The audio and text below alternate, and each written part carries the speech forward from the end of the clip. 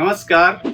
आज मैं आपसे बात करूंगा रीनीट पेपर एनालिसिस के ऊपर और उसके बाद स्टूडेंट्स को आखिर करना क्या चाहिए, उसके ऊपर मैं आज स्टूडेंट से बात करना चाहूंगा। स्टूडेंट, नीट ओवर हो गया और मैं ये कहूंगा कि ये सिर्फ एक पेपर ओवर नहीं हुआ है। इस पेपर के पीछे आपने कितने सैक्रिफाइसेस किया था, बहुत कुछ कॉम्प्रोमाइजेस किया था और फाइनली आपने पेपर दिया है। इस बार का पेपर एज एक्सपेक्टेड कंपैरेटिवली काफी टफ आया। फिजिक्स का पेपर अगर देखें तो काफी कंसेप्चुअल था, न्यूमेरिकल्स भी काफी टफ था पिछले बार से, और स्टूडेंट को सॉल्व करने में काफी प्रॉब्लम्स आई हैं।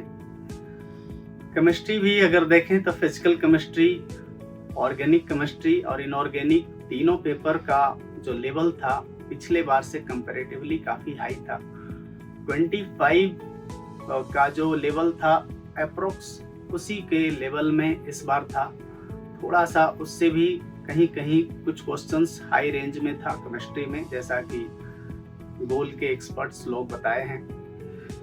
बायोलॉजी का एक पेपर आसान था और स्टूडेंट ने बायोलॉजी सॉल्व करने में खुद को एंजॉय किया होगा, लेकिन फिजिक्स और केमिस्ट्री दोनों के जो क्वेश्चंस थे काफ़ी कॉम्प्लिकेटेड स्टूडेंट्स को लगे होंगे, क्योंकि एज एक्सपेक्टेड हम लोगों ने एक्सपेक्ट किया था कि टफ क्वेश्चन आने की उम्मीद है रीनीट में। और फिजिक्स केमिस्ट्री में हम लोग को लग रहा था कि आईआईटी से क्वेश्चन सेट किया गया होगा और वैसा ही क्वेश्चन देखने को मिल रहा था। स्टूडेंट, ये पेपर जो था वैसा पेपर था कि स्टूडेंट जो टफ लेवल का क्वेश्चन प्रैक्टिस किए होंगे, वैसे स्टूडेंट जिन्होंने टाइम मैनेजमेंट को सही तरीके से मेंटेन किया होगा, वैसे स्टूडेंट जो इस तरह का पेपर एक नहीं कई पेपर लगातार मॉक टेस्ट में प्रैक्टिस किए होंगे, वही स्टूडेंट उस स्पीड, एक्यूरेसी और एग्जाम टेम्परामेंट को सही तरीके से मेंटेन करते हुए स्कोर किए होंगे। तो सिंपल सी बात है कि स्कोर सबका कम हुआ है और उसी के अकॉर्डिंग इस बार जो एक्सपेक्टेड कट ऑफ है कंपैरेटिवली कम होने की उम्मीद है। हो सकता है आप में से बहुत सारे स्टूडेंट्स का पेपर अच्छा भी गया हो, बहुत सारे स्टूडेंट्स का पेपर अच्छा नहीं भी गया हो। वैसे स्टूडेंट्स जिन्होंने अच्छे से पेपर दिया हो, अच्छे से तो सभी ने पेपर दिया होगा, बट उनका पेपर जिनका अच्छा गया हो, जिनके मार्क्स अच्छे आ रहे होंगे, और वैसे स्टूडेंट जिनके मार्क्स अच्छे नहीं भी आ रहे होंगे, मैं दोनों से ये कहना चाहूँगा कि अपने खुद पर कंट्रोल रखें, पेशेंस रखें और आगे के स्टेप के विषय में आप दोनों को सोचना और समझना बहुत जरूरी है। क्वेश्चन ये है कि अच्छे मार्क्स लाने के बाद भी आपको सोचना समझना क्यों चाहिए?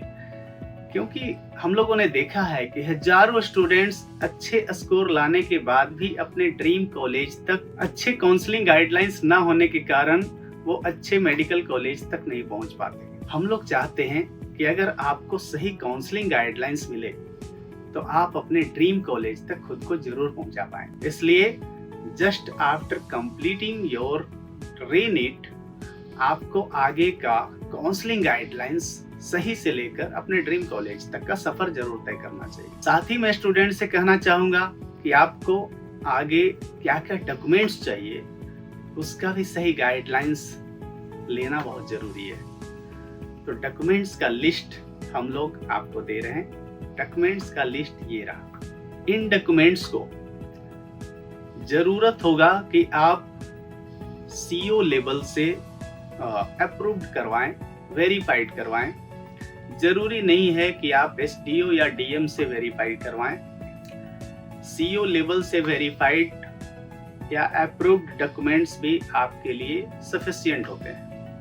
साथ ही काउंसलिंग में इन बातों का ख्याल बहुत अच्छे से रखना जरूरी होता है कि आप प्रायोरिटी ऑर्डर किस तरीके से बनाते हैं। इसके अलावा किन कॉलेज का फी क्या है, किस स्टेट में बॉन्ड क्या है, इसके अलावा किस स्टेट में पीजी के कितने सीट्स हैं, क्योंकि जिस स्टेट से आप एमबीबीएस करते हैं उसी स्टेट से के 50% कोटा पीजी के लिए आपकी एलिजिबिलिटी पूरी होती है। तो ये बातें आपको समझना इम्पोर्टेंट होता है काउंसलिंग के टाइम में कि हम किन किन स्टेट में जाएं ताकि हमारा आगे का जो पीजी का सीट है वो हमें ज़्यादा अच्छे तरीके से मिल पाए और हम आगे के लिए खुद को सिक्योर कर पाएं।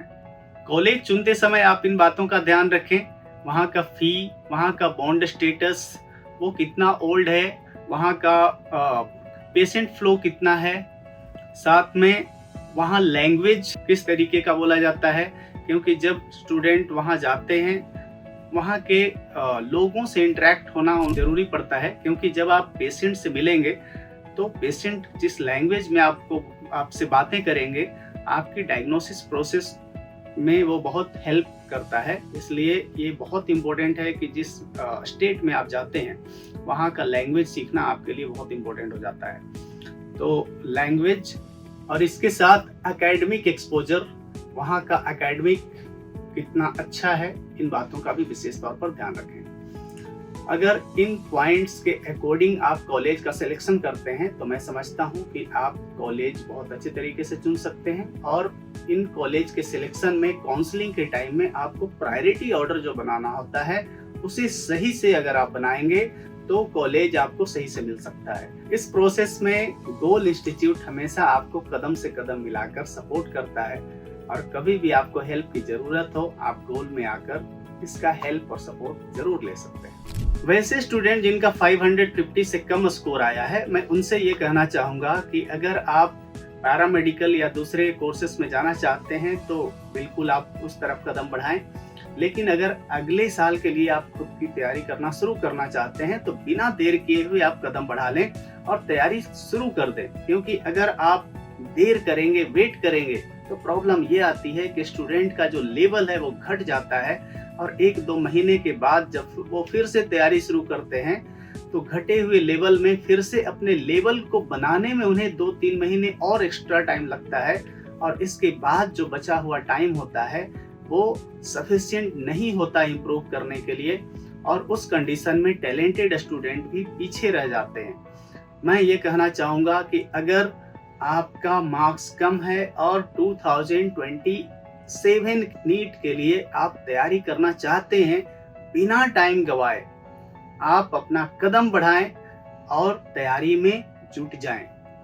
गोल इंस्टीट्यूट तो हमेशा आपके हेल्प के लिए है और अगर आप गोल फैमिली का हेल्प लेना चाहते हैं तो यहाँ किसी भी दो जो कोर्सेस हैं, टारगेट, अचीवर और टेस्ट सीरीज जैसे कोर्सेस का हेल्प ले सकते हैं। आप गोल एजुकेशन विलेज का भी हेल्प ले सकते हैं और अगर आप प्रिपरेशन अगले साल के लिए करना चाहते हैं और गोल का हेल्प लेना चाहते हैं तो यहाँ टारगेट, अचीवर और टेस्ट सीरीज जैसे कोर्सेज का हेल्प लेते हुए गोल एजुकेशन विलेज जैसे रेसिडेंशियल कैंपस का भी हेल्प ले सकते हैं और अपने कदम को आगे बढ़ाते हुए अपने सफलता की लंबी उड़ान ले सकते हैं। सो स्टूडेंट, मैं ये कहना चाहूँगा कि आपके जो सपने बड़े हैं, आप जब जो चाहते हैं उसे कर दिखाने के लिए जरूरी नहीं है कि इस साल अगर नहीं हुआ, इस साल अगर हम थोड़े से पीछे हैं तो हम पीछे ही रहेंगे।